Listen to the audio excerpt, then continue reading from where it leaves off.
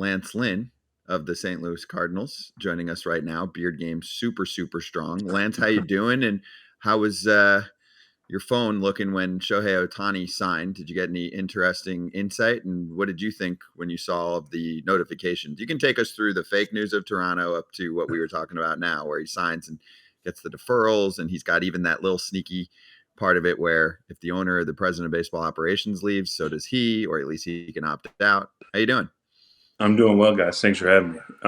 Yeah, he's got quite the deal. It looks like he's deferring quite a bit, but also when, like you said, he's got $700 million, and if he doesn't like the way new front office might come in or something like that, he can kind of pick and choose where he wants to go. So, I mean, like you said, you got a guy that's doing things that no one's ever really done in the game of baseball. So he gets to choose and do things that most of us don't ever get the opportunity to even explore.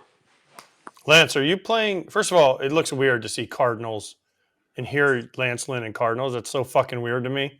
We were After such great how hard teammates you there. tried to get out of St. Louis, and now all of a sudden you came crawling back. It's just strange to me. But we'll get into that. But are you growing that beard out to dress like Santa Claus coming up in the next couple of weeks? You just put the red suit on and you ho it down at the mall, or what?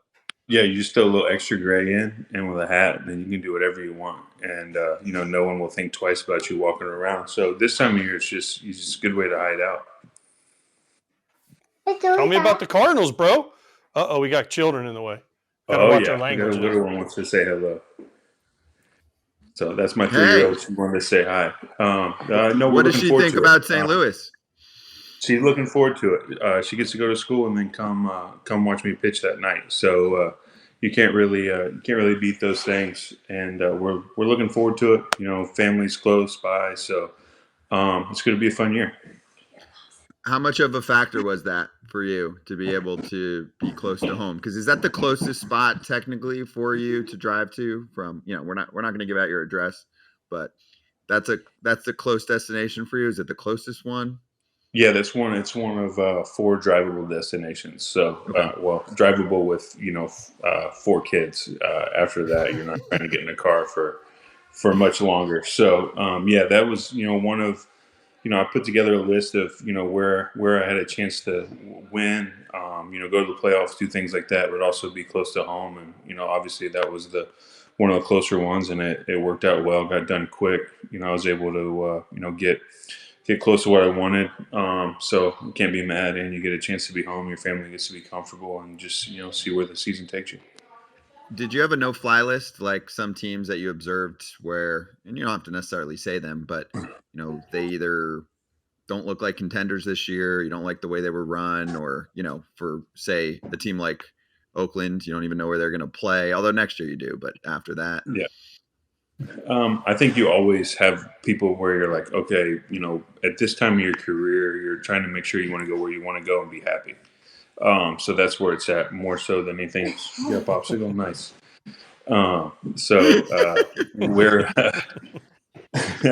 We're looking forward to where we're at now. But teams, they're rebuild teams and stuff like that. I'm too old for that. You take a little less money to make sure you got a chance to win and be comfortable. And that's kind of what happened this time around in free agency. That's the first time in your life you've turned down a popsicle, by the way. Grape's not my thing. If it was red, I probably would have taken the other half. Right, makes sense. What's the conversation with Mozeliak like? I mean, because again, listen, I was in St. Louis with you, and I know you weren't. I mean, you left, and you weren't. I wouldn't say you were the happiest camper when you left. And I know, listen, everyone loves their time in St. Louis, but there's some things, that didn't go your way at the end in St. Louis. So what was the conversation like when Mo calls your agent, Chris, and says, hey, man, we want to have Lance come back? How does that go? To be honest with you, you learn a lot. Obviously, when you start bouncing around, you go to free agency. This is my, 3rd time in free agency. So you learn the business thing, and you know exactly why the things went down the way they went down before. I have different representation now, so there was a different voice being portrayed to Mo, and I was, heavily involved, this time, where last time I was kind of, it was first time in free agency, going things like that. So, everyone, your number one thing is, hey, can I get max dollar, this and that? You don't understand, things that you do. The older you get, the more you see things in games. So, obviously, life's different now, but also at the same time, understanding the game, understanding the business side of things is different now too than I was back then. So, back then, would you love for them to give me, a big contract and stay a long time? Yeah, and I was upset when it didn't happen. But then you go back and look and learn some things that you didn't know then, and you understand. Certain things happen, and sometimes some of them are out of your control, and then some of them aren't. How much difference would it have been? Like, let's say go back to, your last year there when things got a little contentious and you were sitting there going, okay, I want this. No, they're not giving it. Screw you guys. How much different would your career have been? You never know. Obviously, if you're looking at back then, what a 4 or 5 year deal would have looked like. I think if I were to go back then and talk to myself at that age, I think I would have taken a totally different approach to free agency and everything that I did than I did back then. So, who's to say what it would look like? It'd be awesome to look up and say, hey, I was there until now, and I'm still rocking it. But I think for me as a player and as a person, it was good to get away. It was good to get away. Have new teammates. I had a lot of teammates that I wouldn't have had if I would have stayed. So I'm very thankful for the other organizations I've been in. A lot of things you learn, you meet a lot of people, you have a lot of good teammates. So all in all, it worked out for the best for me. I had some good years in other places, and now I get to come back and hopefully have a good year here in St. Louis. Are you trolling Descalso? Is that why you signed back? Because there's a certain way that some people were treated when they first were in the big leagues by certain people, and now that's the jefe, that's the bench coach, that's the dude that's coming over. Not as much over to you, but Right. Yeah, I mean, you look at bench coach, they're just a glorified schedule maker, to be honest with you. So, you don't really worry much about D, but D and I go back to Double A. So, I think he technically got up before me too. So he would have been the guy pulling rank back then. Him and John Jay and Freeze and Craig and all those guys. So, no, it's going to be fun to see him grow in that role. You look at a guy like him. Skip Schumacher was great for him when we first came up, and you look at Skip now, and I think Scalise has very similar traits to Skip, and you see what Skip's doing down in Miami. So I hope that that's the path that Dan gets to go on here, and it's going to be fun to be with him again. But it's going to be a little different as a coach because you know how it is when you got coaches your age, you can't hang out with them because then the rest of the team thinks you're like a player coach, and you can't have that. So I'm gonna have to keep my distance from those guys. What happens when he tells you to go run, take extra ground balls, take extra PFP? Like, grow up, dude. Just go over there and hit your front goes, and I'll let you know which station I'll be at next scheduling session. So, are you the new Adam Wainwright on the Cardinals? Are you the guy? Are you the guy that every time he takes him out, he gets a standing ovation because it could be your last time out there? Nah, I'm definitely not. This isn't a farewell tour, so I'm not. I'm not sitting here doing that. I still got a lot of ball in me, a lot of innings to pitch. So I guess by this frame of being the oldest pitcher on the team, I think I take that. That's the only thing that Adam and I would have the same. So, but no, we're not doing a farewell tour. We're here to win, and we're here to go to the playoffs and do our thing. Adam, obviously, he was a great Cardinal, and could be he was a Cardinal for life, and those things don't happen that much anymore. So he got his send off and got his 200, and everybody's happy for him. But as a group, this group's got to turn the page because last year, as a whole, they didn't win the games they were supposed to win. We're about 2 months out of spring training. Are there going to be any gray pants in your locker, or is this going to be like are you going to slide it across the table that I'm only wearing whites this year? So I'm okay with gray pants when we're playing the Marlins down there in spring training, and or when you go to you got the West Palm 20-minute drive. So anything in that 30-minute range right there, I'm good with. That reminds you of what AZ's about. But if something says Fort Myers or Orlando, there's not one in Orlando anymore. Anything on the other coast, I'm out on that. That's a backfield game if I'm scheduled for it. Mm-hmm. Tell Descalso. Yeah, hey, go ahead and have one of the kids ready for that game. I'll be throwing my 5 on the back. I'm calling Descalso as soon as we get off here and be like, make sure you send Lance's ass on every trip. Yeah, he Tampa. knows better. See you in Tampa, Lance. Yeah, see you against the Yankees. Like, oh, that sore back's not going to bode well for that 2-hour bus ride. I might as well throw the 10 o'clock back to Or hey, if they send you to Tampa, you're not coming back. Then you're just send me to Tampa. I'm just taking it straight on up the highway back to St. Louis. I'll see you there for opening day. I love it. Hey, what do you think of the rest of the moves so far? So you signed pretty quick. Kyle Gibson signed pretty quick. They landed Sonny Gray, who also had multiple factors in mind. He likes Midwest. He wants to be close to wherever the heck he's coming from. So what did you think of that? And I mean, I still think there's a chance St. Louis does something else. Maybe even adds one more pitcher. You could probably give them some advice on how good a former teammate of yours is, like a Dylan Cease, who's probably going to get traded. It sounds like there's a lot of rumors about Dylan maybe getting traded, which could be cool, especially if he's coming to St. Louis. As a group, we got a pretty good group in house right now. You like what you have, the ability to guys are going to take the ball and they're going to go as deep in the game as they can. So, but obviously you need as much pitching as you can throughout a year. Seasons get long and stuff like that. So, the more the merrier. But you see what they did earlier. I've known Gibson and Sonny for a long time, former teammates. So to be able to play with them again is awesome. We were all in a little in contact before we all signed. We didn't know that they were going to sign all three of us. There was an idea that it was just going to be the two of the three of us. So everyone was wondering which two they were going to pick or how it was going to go down. But we're excited to all be together. Everybody brings a little something different to clubhouse, personality-wise. So it should be good. There's going to be a lot of different personalities and a lot of different ways of going about things, which is good. And you figure out how to gel together as a team. And it all goes to having 5 guys that take the ball every day and going out there and give the team a chance to win. And we have that. Lance, we just had Rowdy Tellez on, and he told me I need to mix in Sweet Green, which I'm assuming is a salad restaurant. So have you seen the new pitch clock? Because remember last year, certain announcers said, you needed to mix in some salads because you couldn't handle the pitch clock. So if it got even quicker, would you need more salads?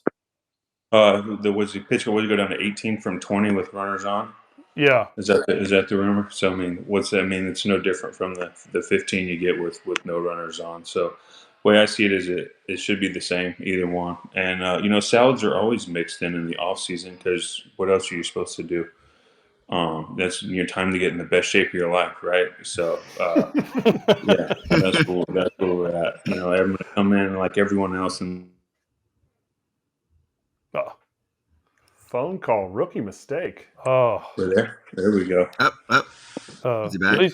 There it is. Who was calling? Wait, first of all, who was calling? We got somebody building the barn down the street for us to, put the tractor in. So he's making sure everything's good to go. We were hoping it was the pitch tunnel, the Homer tunnel. No, Homer tunnel's downstairs. It's been in use, so everything's clicking and ready to go.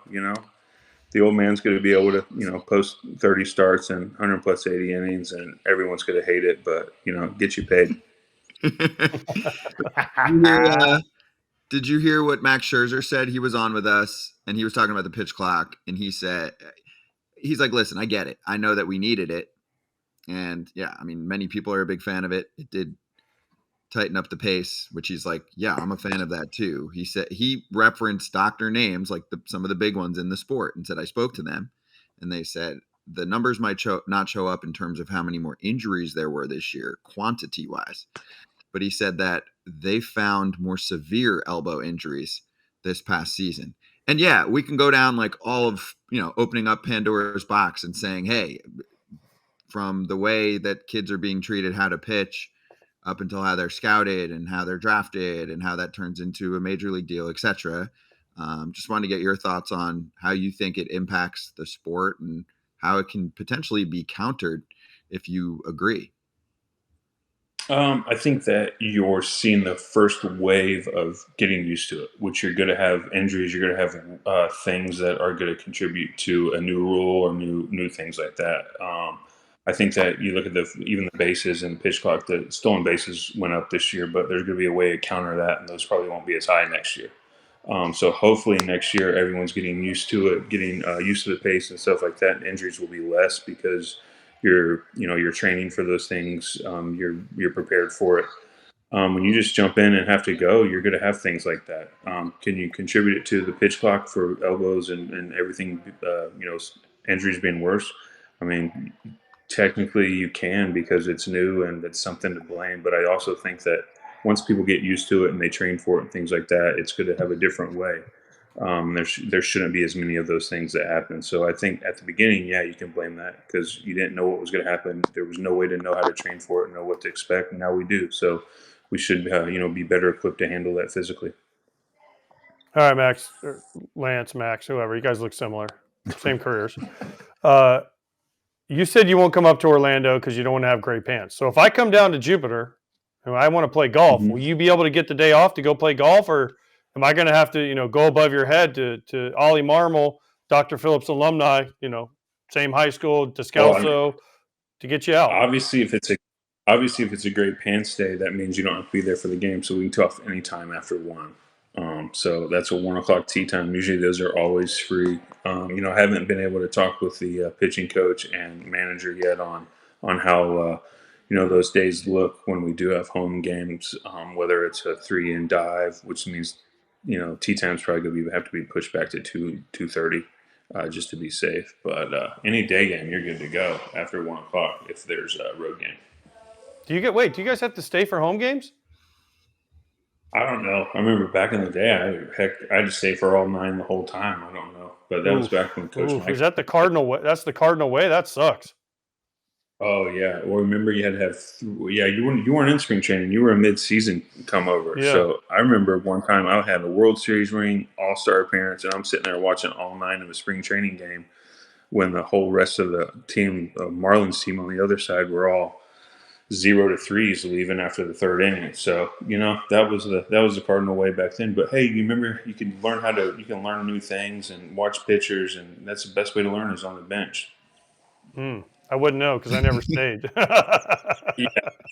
Yeah, I didn't enjoy it. I'm not gonna lie to you. Hell, I barely paid attention when I was on the bench during the game. What the? A little bit. I wasn't paying attention when I was on the. You know me, I was fucking around during the game. I wasn't paying attention to what was happening. Yeah, it's like I remember sitting there. They're like, "Hey, what's this?" I was like, "Dude, that dude's wearing number 98, and I don't even know his last name. What am I getting out and staying here? Because everybody that I'm gonna play against is already at the house or on the golf course or fishing, and I got to sit here and watch this by myself. So I appreciate it. Wainwright, Carpenter, Westbrook, everybody gone. I'm just sitting there by myself with all of the backups. I was like, "This is not it." Hey, you got dirt in your spikes. You do what you want this time around. Right? Yeah, now we'll see. Yeah, we'll see what the rule is. I'm sure on home games, when you're facing somebody that you're going to see during the season, you stay for 3, watch the starter go a little bit, and then once some of the big guys start getting out of there, then you roll out with them. So my question with the Cardinals is there anything that you can bring them for a little more oomph? So, we're talking about the Cardinals way, and last year was a stale season for them and rare. I mean, they've been a playoff contender just about every year for a long time now. So we had Ryan Helsley, current teammate now for you, their closer on, and we were like, you going to do a little, Lance Lynn crotch grab or give me a little FU to the lineup when you strike out the side? And he was like, I don't know. So can you bring them anything to, for a little more like FU, you should be scared of us, we're coming after you? I'm sure there's going to be some things that just happen, naturally as things go on, as the season goes on. But you're looking at the group, those young kids, they got some guys who have sat here the last couple of years, and you had Yachty and Albert, Albert chasing 700 and, doing his thing, retirement for Yachty. And then this year it was, about Adam, chasing 200 wins and doing stuff like that. So a lot of these guys haven't even, when they go into a season, there's been personal milestones on the table for people and all that. And, I think this year you're looking at getting back to what it's about. Obviously you want to send those guys off, and those guys were, great players, and you want them to hit all their milestones and do all those things. But a lot of these kids have to learn how to be a team and stuff like that because they didn't have those opportunities early on in their career. So hopefully, bringing in guys like myself, Sonny Gray, and Kyle, we can push things where we can get guys to become themselves, become some of their, personality wise and stuff like that, and take that next step because there's talent there. I think that was the frustration all along. Last year was a lot of talented players just didn't perform. So hopefully we can come in as starters and fill the gap there with some innings. Bullpen kind of falls into place once starters throw their innings and do the things they need to do, and then give the offense some slack where you got the guys obviously we got Nato and Goldie up there doing their thing, but the other kids can fill in around them and come in their own and become the players they're capable of. And a lot of that comes with being able to be their own person. And being okay with it and kind of creating a vibe around the clubhouse where it's fun to see what guys' personalities are and see how they all can intertwine in a 26-man roster. I like that. I mean, I feel like, if the Cardinals win the World Series, you should get the title that some people think you deserved this past season. So Jim Hayes, who's the Cardinals, I think he's like the sideline, one of the broadcasters there. I don't know what you call him. He's just holding on by a thread still. The cat, dude, baby. He got a little relevant the other day, apparently, because he said that you should have won Times Person of the Year over T Swift. You see this? He said, no offense, I would have gone with Lance Lynn.